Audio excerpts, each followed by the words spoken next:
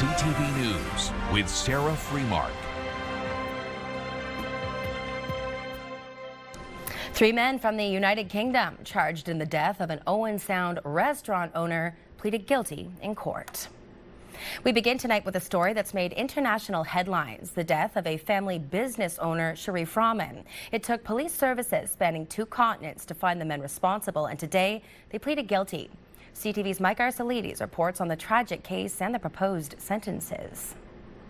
Robert Evans Jr., his father Robert Sr., and uncle Barry Evans have pleaded guilty to manslaughter and being accessories after the fact in the killing of Sharif Rahman on the night of August 17, 2023, when the Owen Sound restaurant owner was punched while trying to stop Evans Jr. from skipping out on a bill. Evans Jr. was 23 at the time and in Ontario paving driveways with his father and uncle. His uncle was with Evans Jr. that night when the group racked up a $100 dinner bill and tried to run without paying. Rahman, the court heard, confronted and pushed Evans Jr., who admitted to then punching Rahman outside his restaurant. The single punch knocked Rahman down with his head striking the sidewalk. Rahman died in hospital days later from a fractured skull and brain bleed. He is survived by his wife and young daughter. As part of an agreed statement of facts read by the Crown, the court heard Evans Jr. was helped by his uncle to flee. Barry Evans admitted to then returning to their motel in town, erasing any trace they were staying in the area. The court heard the men reached out to Evans Sr. to buy a plane ticket back to the UK for his son the next day. The plea deal, which included a joint submission from the Crown and Defence of 21 months, put Evans Sr. and his brother in a time-served position, meaning they already served their sentence and now await deportation to the UK. Their lawyers read letters to the court on behalf of their clients apologizing for their actions, calling what happened to Rahman a nightmare they will have to live with for the rest of their lives.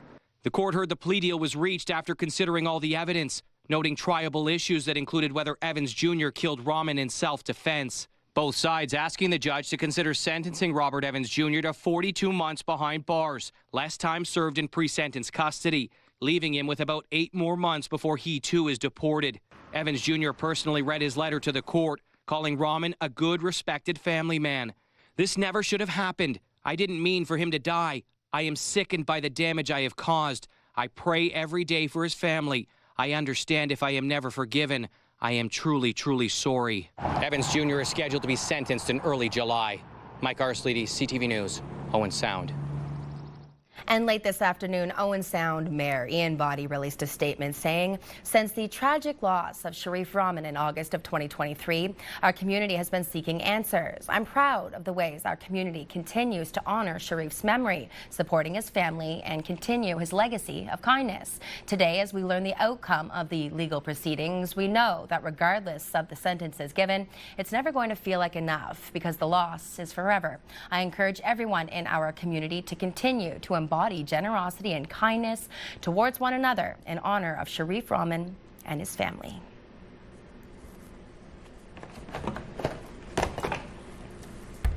Barrie police are investigating after bones were found near the city's downtown. Officers were called to Bursey and Penetang Street after the discovery was made this afternoon. Police say it's still too early to determine if they are human remains. Residents in that area can expect a police presence while that investigation continues. A Barrie man is facing charges after a dramatic arrest in York Region. This was yesterday afternoon. Police were notified of a stolen gray Ford Edge in Aurora after an automated license plate recognition flagged it. With the assistance of the Air Support Unit, officers were able to stop the vehicle and take the 23-year-old into custody. YRP say the vehicle was reported stolen on Wednesday. The Barrie man is facing several charges, including theft of a motor vehicle and dangerous operation. Meanwhile, York Regional Police are investigating a shooting in a Keswick shopping area. Officers were called to the area of Woodbine Avenue and Dovedale Drive around 4:20 p.m. Thursday. Police say one person in a vehicle fired a gun at another vehicle in the parking lot. According to police, both drove off before officers could arrive. Police say the incident is considered isolated. There were no reports of any injuries. A 57-year-old Barrie man is facing child exploitation charges after police say a 6-month probe uncovered a collection of child sexual abuse material on electronic devices. The investigation began after officers received 2 reports from the National Center for Missing and Exploited Children regarding the alleged distribution of child sexual abuse material through X and Discord.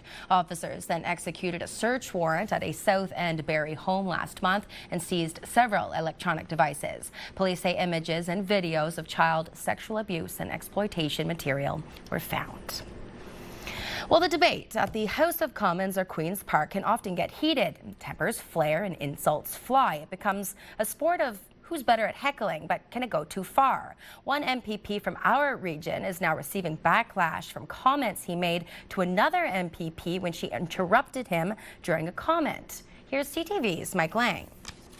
You had your term. Shut your mouth. Heckling, booing, insults, all too common in the Coliseum of our legislature. Oftentimes, whether provincial or federal, the rules of workplace civility or codes of conduct fall outside the legislative ring.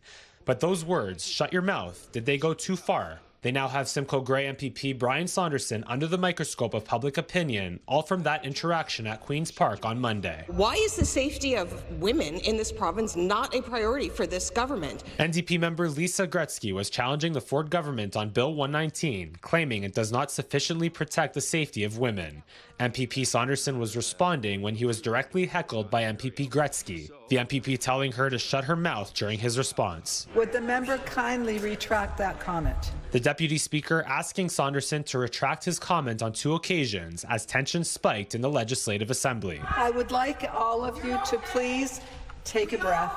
The Simcoe Grey member obliging, retracting his comment and apologizing through the Speaker, but not without further reaction from MPP Gretzky. I'm proposing an invitation to my colleague from Simcoe Grey to reflect on his behavior and understand how that is part of the problem. Now, 4 days later, MPP Gretzky says she has not had any direct dialogue with MPP Saunderson or the Conservatives, urging him again to reflect on the impact of his behavior. If he feels the need to issue an apology to anybody that would have been impacted by that behavior, then that choice is up to him. CTV News political analyst Sharon Carr says members of Parliament are responsible for their own composure during debates and question periods. It's important that all these people, all these elected officials, remember that Canadians are watching. They have to set an example. They are elected officials. Let's behave according to that. And MPP Saunderson's office did respond to CTV News this afternoon in a statement saying, in part, that his response was to injections during proceedings and had nothing to do with questions on the Justice Bill. The statement goes on to say, quote, "My comment was unacceptable and unparliamentary, and I retracted it immediately. It was in no way related to the member's gender or to the substance of the debate." And MPP Saunderson says he has reached out to MPP Gretzky, but has not had the chance to speak with her yet directly. Reporting live, I'm Mike Lang. Sarah, I'll send it back to you. Thank you, Mike. Aurelia's future hospital marked 2 significant milestones today. One you'll likely see if you're traveling down University Avenue. The Ontario Build sign was unveiled this morning as the province makes progress towards building a new hospital. The sign stands in front of a 25-acre parcel of land owned by Lakehead University that has been chosen as the preferred spot for the new hospital. The other milestone, Aurelia Soldiers Memorial Hospital, has received formal confirmation from the Ministry of Health and Ontario Health that the project has advanced to the next stage of capital planning. Meantime, Midland will not go ahead with awarding the proposed Midland Bay Landing Development Project. It comes after Council's review of proposals and community input for the one-in-a-lifetime parcel of waterfront. The town says following a comprehensive evaluation that under the current market conditions, it would be challenging to advance the proposal in a way that advances the town's strategic priorities and vision for that site. An early morning fire damaged 2 homes in Huntsville. Firefighters from Huntsville and Lake of Bays were called to Lorne and Minerva Streets around 5 this morning after 2 separate 911 calls. According to officials, the fire started in one home before spreading to the other. Crews attacked both fires at the same time, and the people inside escaped uninjured. The cause of the fire is under investigation, but at this point, we're told that it doesn't appear to be suspicious. More than 160 residents from Matagami First Nation are on their way to Barrie after a fast-growing wildfire forced a mandatory evacuation of the community. CTV News has learned that some evacuees of Timmins 9 fire were transported to Barrie by bus, while others left the area in their own vehicles. A voluntary evacuation began on Tuesday, but the sudden growth of the fire prompted the mandatory order on Wednesday. As of yesterday, the wildfire had grown to nearly 3,000 hectares and is considered out of control. It is a hot and humid start to the weekend, and it has many people wanting to spend some time on the water. Let's take a live shot of Highway 400 in Barrie at the Harvey Road overpass. Yes, we can see that traffic is quite heavy. Still moving well, though. I'm sure many people looking to make their way up to cottage country. But at this time, let's make our way to downtown Barrie, because that is where we find our Casey Colby. How's it looking down there? How's it feeling? Is it raining? Feels pretty good, Sarah. You know, it might be raining, Sarah.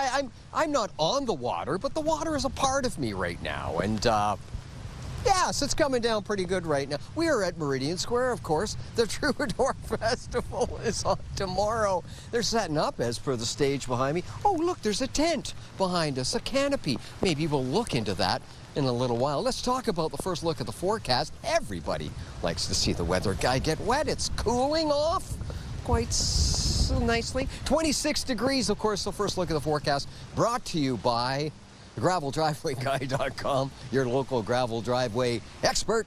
26 degrees, the winds are out of the northwest, 13 kilometers an hour. They're going to gust up to about 50 a little later on this evening. Let's continue on with the first look at the forecast. It is a bit of a close one, a stifling one, a smothering one, if you will. 28 degrees without the humid X in Toronto, 27 in the sunshine city of Orillia. You're probably getting a shower as we speak right now as well. 25 in Gravenhurst, 23 in Parry Sound. Call it 27 in beautiful Alliston. And the cool spot, more ways than one, Mount Forest, Ontario, ladies and gentlemen, 20 degrees. Ooh, look at radar satellite images.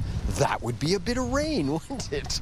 Yes, it would. And as luck would have it, it's cooling us off as we speak down here, and we've got company. There's all kinds of people down here enjoying themselves for a little walk on the waterfront, run on the waterfront, and we're cooling off quite nicely. So, I'm just...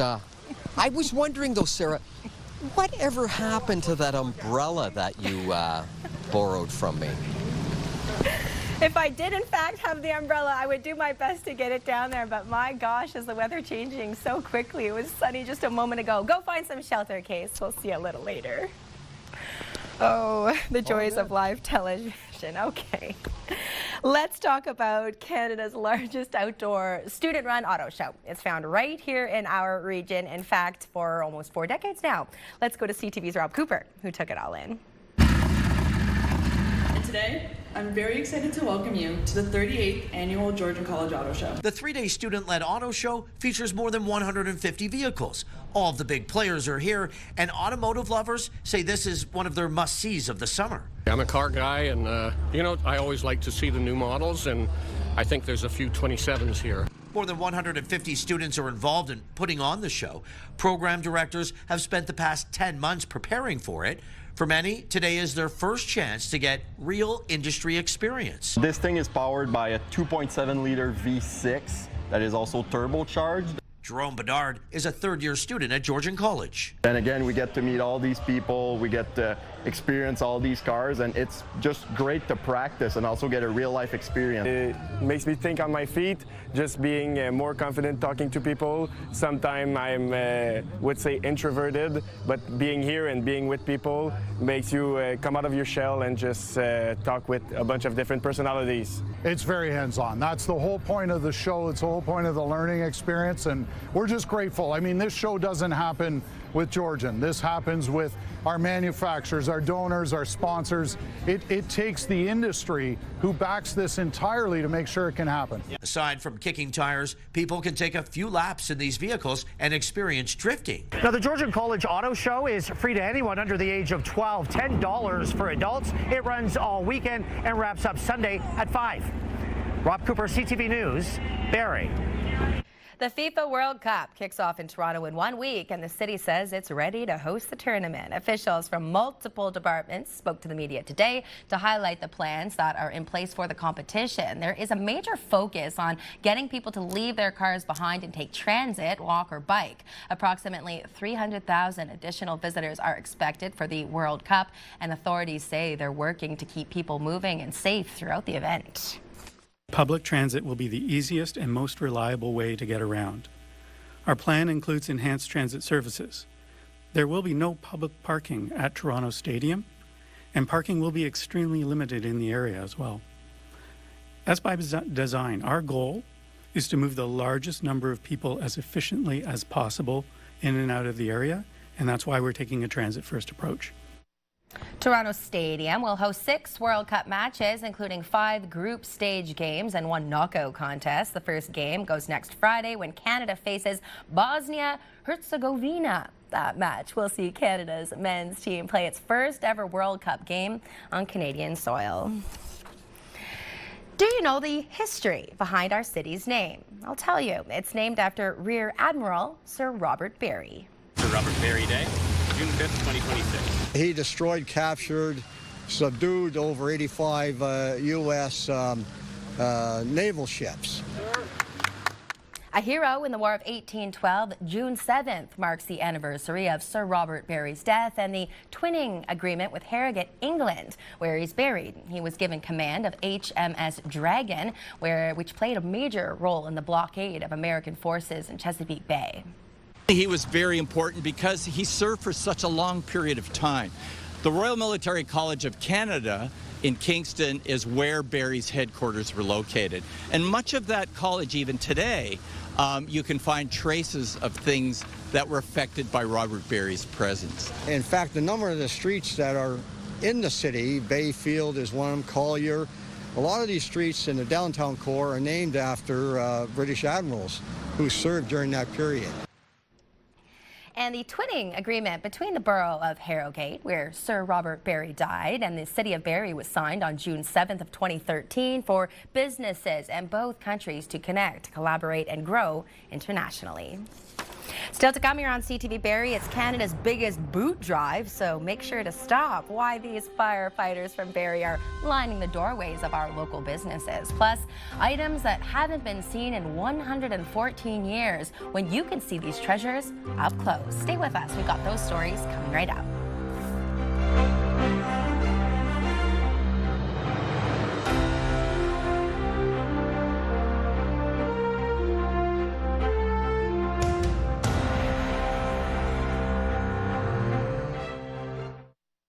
Presented by Paul Sadlin Motors. Music, it's a small community, so when something's really good, we all want to be part of it. We have an amazing music scene here. Having people come together in community, listen to some amazing local artists, brings the downtown alive. It brings our city alive. Troubadour Festival 2026 is going to be off the hook. Road Hammers, got the Watchmen, Bahamas, going to be great.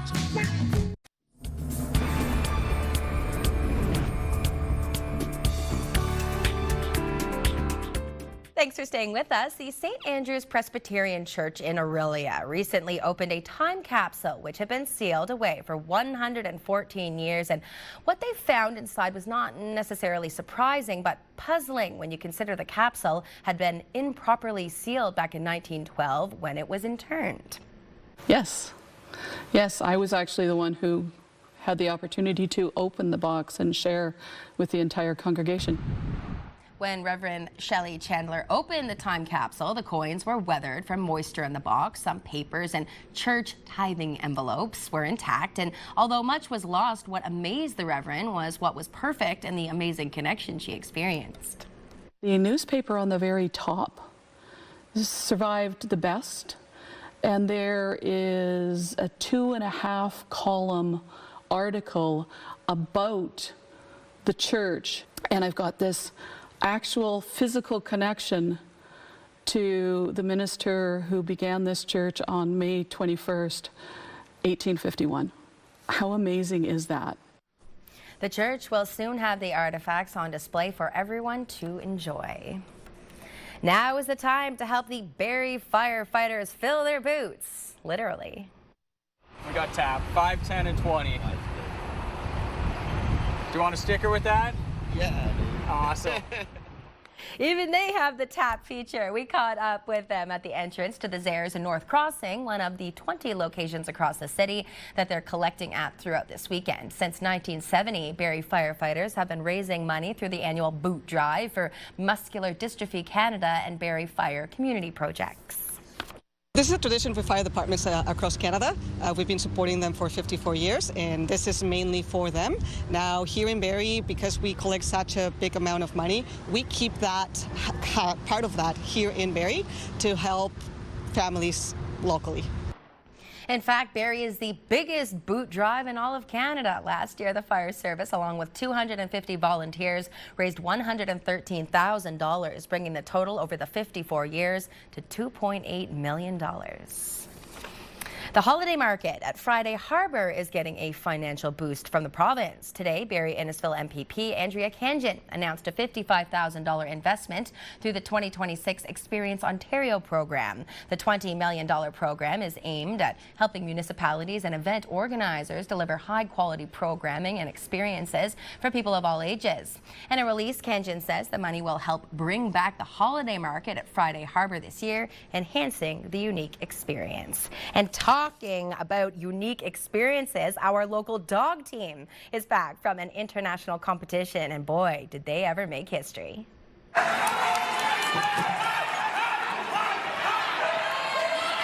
This is so cool. Some rough competition there, called. Took 2 teams and 10 dogs over to the Flyball World Cup in Norwich, England, where they became the first Canadian group to participate at the event. The club's first team finished 15th overall in the world, while the second group finished 50th. Representatives from the team say the trip was more than just the competition. It also gave them a chance to connect with teams from around the world and showcase Canadian flyball talent. If you are looking to get caught up on local events or perhaps coverage over Saturday and Sunday, because even though we don't have a newscast, we continue to update the website. The address, ctvnews.ca/Barrie, or scan that QR code on your screen. Still to come, it's nearly berry season. Now, some regions are off to a bit of a slow start, but we'll look at why that's not necessarily a bad thing. Right now, though, we'll head to somebody who might be in bad shape. Case, how are you doing? Well, you know, Sarah, Jason McCoy and the Roadhammers have shared the stage with a lot of tremendous acts. Nickelback, and, well, we'll let you know who they might be sharing the stage with tomorrow at the Troubadour Festival. All that coming up in a few minutes' time. Our Weather Watcher artiste will have a look. Yes, Mary Jane says, hey, I can't wait to play a little hide-and-go-seek at Sunset Point Park. In Collingwood, you're watching CTV News Barrie.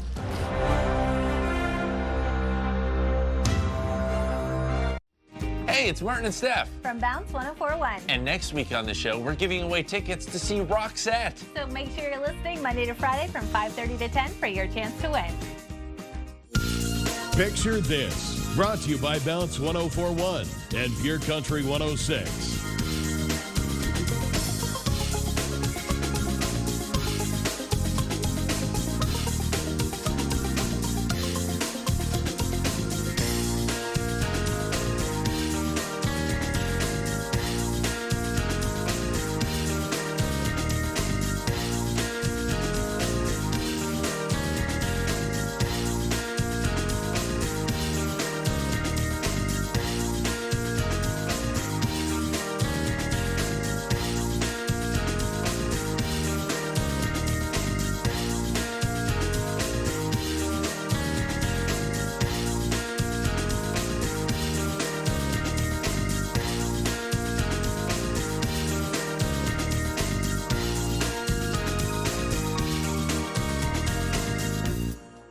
We have been celebrating good vibes this week, and that last shot was our choice for Picture of the Week, sent in by Catherine Phillips.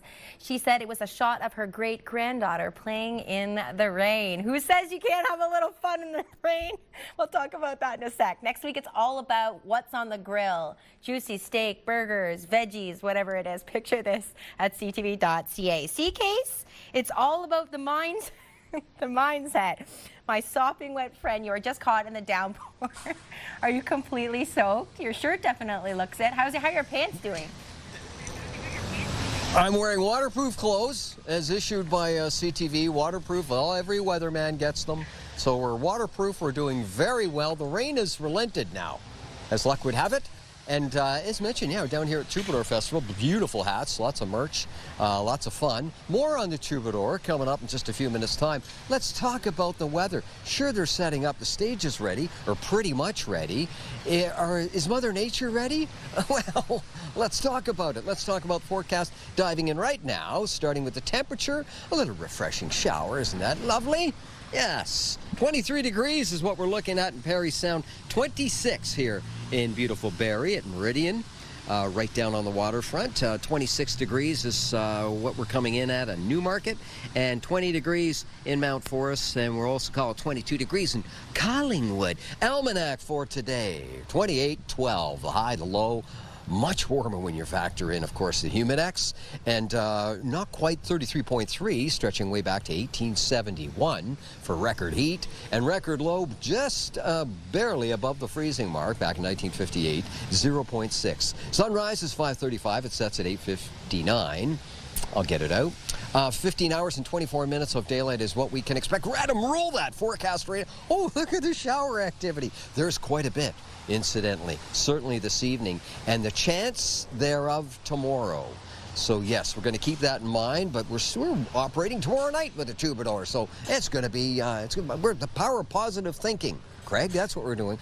Well, Craig, you're saying? Yeah, that's my guest. I'll talk about him in just a moment. This is the southern tip of Georgian Bay Lake Simcoe. Overnight temperatures 14 and 15 degrees.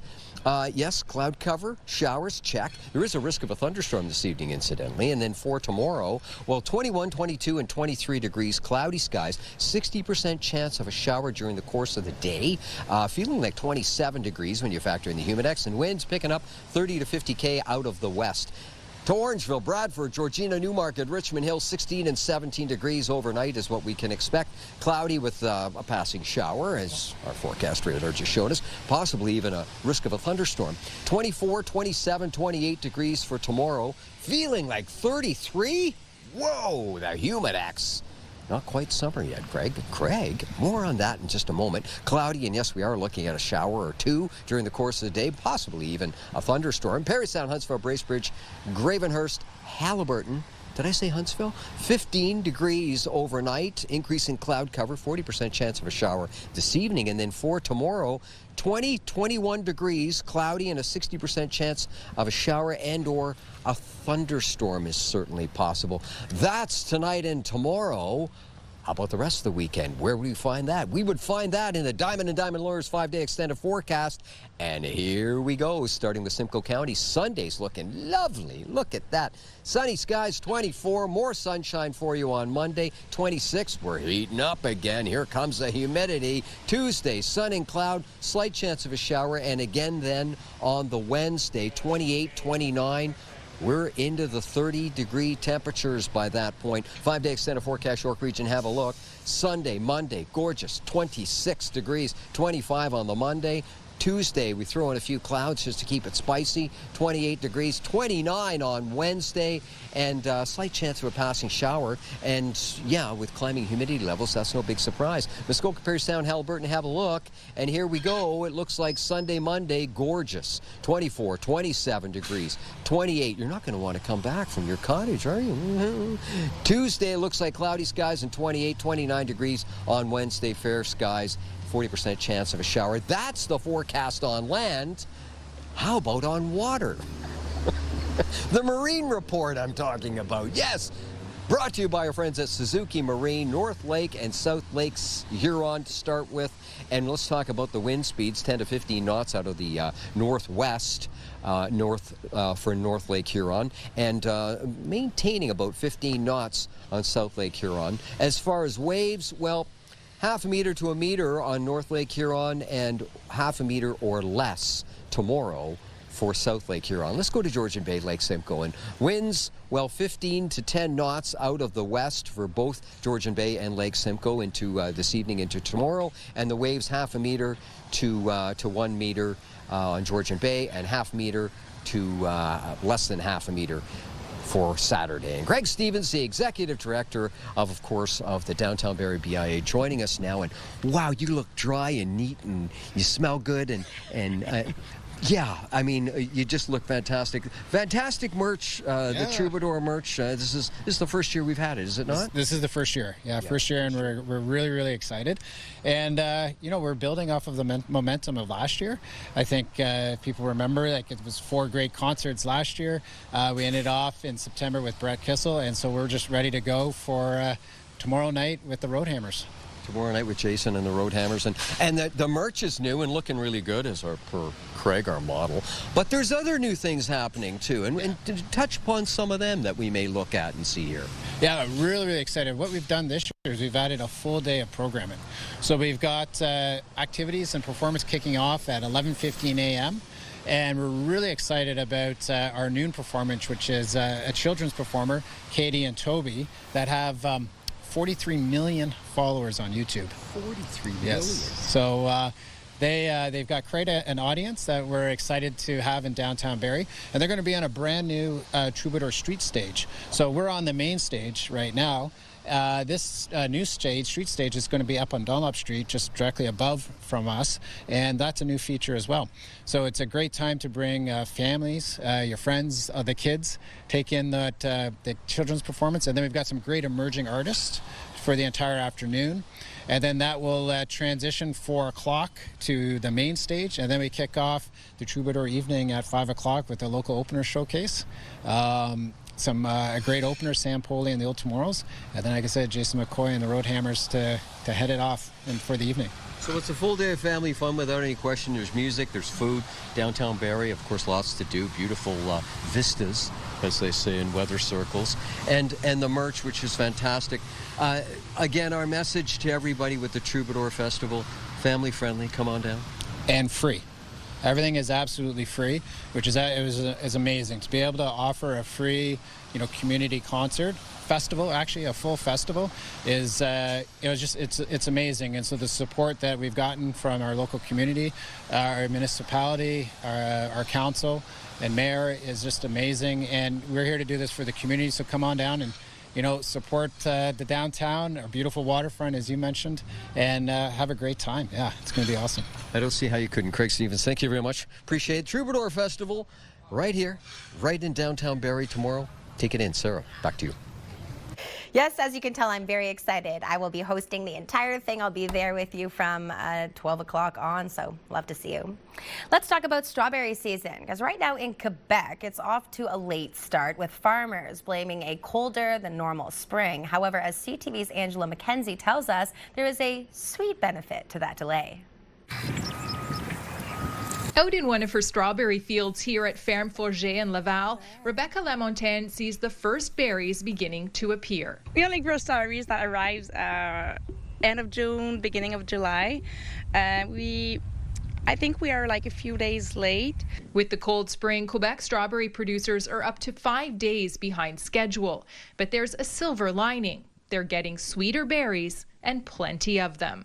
Like these, an early variety grown on a neighboring farm. They're gorgeous. The taste, the quality of the fruit, really, they're gorgeous. We should be seeing field-grown strawberries in grocery stores by early next week, says Jasmine Sauvé, general manager of the Quebec Strawberry Growers Association. When the spring is cool, it gives the time to the fruit to develop their sugar and their sweetness slowly, which typically will produce fruits that are a little bit more sweet than the usual. Quebec strawberry industry has more than 350 growers, and the vast majority of the berries are sold within Quebec. Hail caused minor damage at Ferme Forget, but some farms were hit much harder. Sauvé says increasingly, climate change is making the growing season unpredictable. Either there's too much rain, it's too cold, it's too warm, so it's hard to have a standard season right now. That's why many family farms like this one produce a variety of crops to get them through the year. If there's a frost and then we lose all our strawberries, well, we can have raspberries and squash and pumpkins. But their strawberries are a sweet favorite, and in a few weeks' time, these fields will be filled with fruit and families. They like to just come in the field and eat some and have the juice. Satisfying cravings for a sweet taste of summer. Angela McKenzie, CTV News. They look absolutely succulent, don't they? Still to come tonight, did you see an unexpected deposit in your bank account today? 12 million Canadians are eligible for the Canadian Groceries and Essentials benefit. Next year on CTV Barrie, we'll be joined by the President of the Treasury to break down who will be getting it and how much to expect.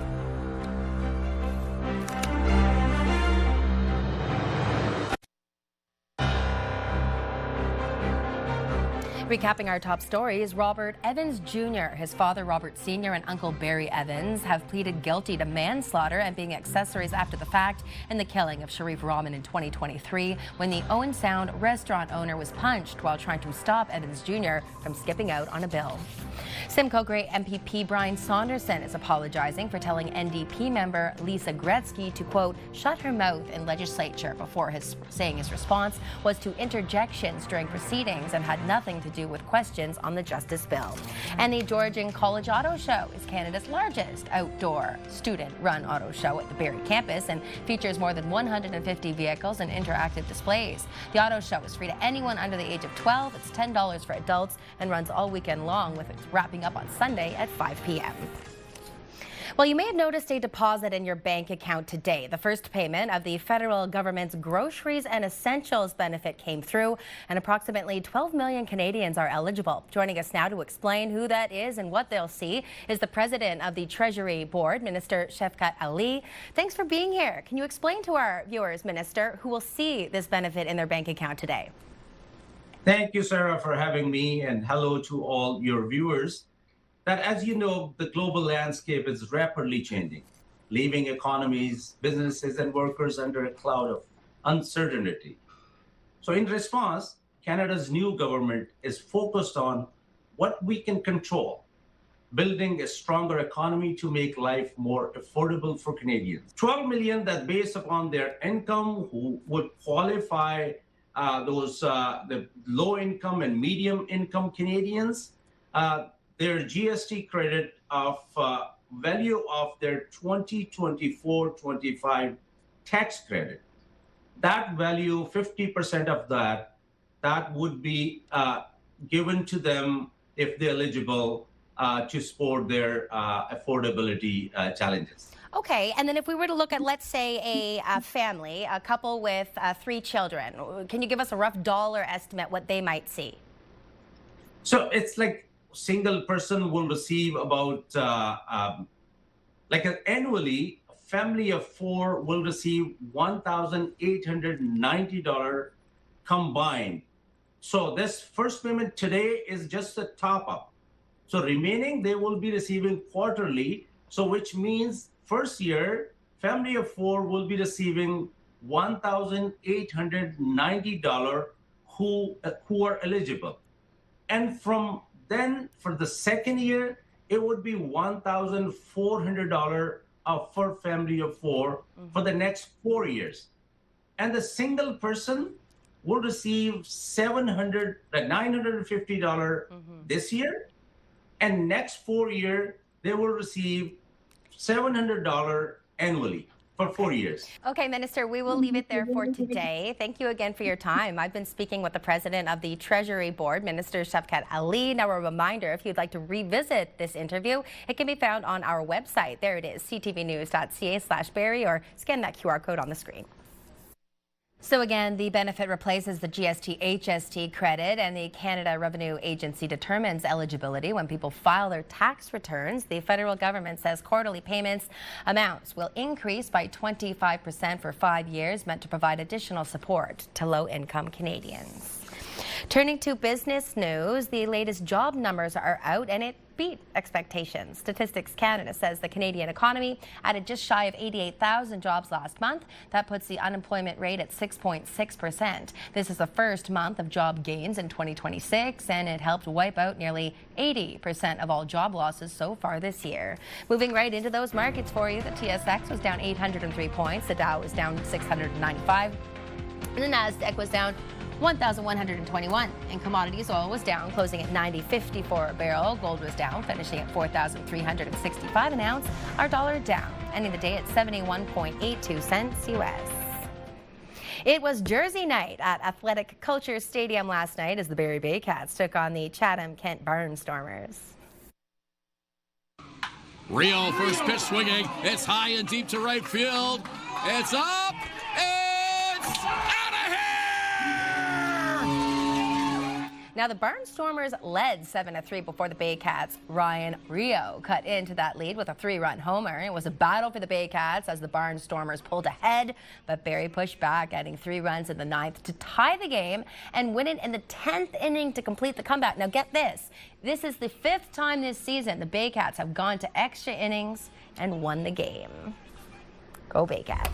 Still to come, the downside of AI outsourcing. We'll have more on a troublesome translation for Montreal's transit service. Stay with us. You're watching CTV News Barrie. Time now to take a look at your Friday night primetime lineup. Our CTV2 movie is Solo, a Star Wars story, and it starts at 8, followed by CTV News Barrie at 11. Welcome back. Artificial intelligence can be helpful with everyday tasks, including translations, but it's not immune from mistakes. In Montreal, the city's local transit system found out that lesson the hard way. CTV's Stéphane Giroux has the details.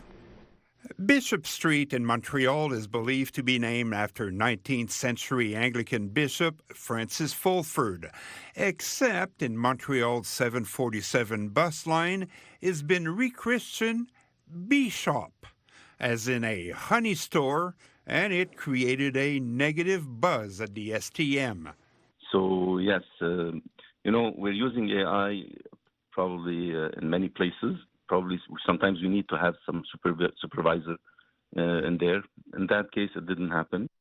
The STM says it will rectify the sign, but it couldn't explain why its map wasn't proofread in the first place. Examples of questionable translations abound in the city. Take the street Prince of Wales in NDG.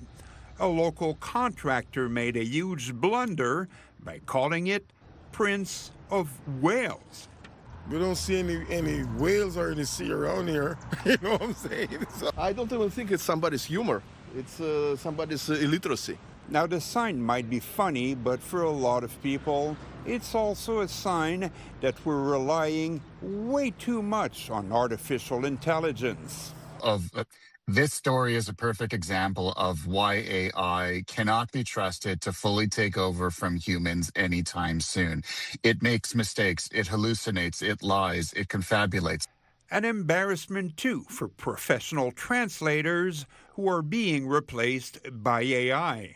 We do check, we do verify the translation. So it's even more than proofreading, because you have to check the terminology, the technical terminology. Is that the right words, the right syntax, the right grammar, everything? Proof, she says, that humans still have the edge when it comes to common sense. Stéphane Giroux, CTV News. Let's back in with Casey. I'm sorry, it's not funny. It gets the message across, though. It's raining outside? I believe it is, yes. I seem to have misplaced my Troubadour hat. But yes, the shower is coming down right now. And how about first thing tomorrow morning at 7 o'clock for the Get Up and Go forecast? Well, let's have a little look. Well, yes, there's a good chance of a shower coming down. 15, 16, and 18 degrees, possibly even a thunderstorm. We hope we don't have to go through that. Have yourself a fantastic weekend. Happy Troubadour. Sarah. And that's just one of the many reasons I absolutely love living, working here. And of course, our community. Thank you so much for spending this week with us. I'm Sarah Freemark. Jack will wrap things up tonight at 11. Have a fantastic weekend. Hope to see you out at Troubadour. It will not be raining like that. Take care.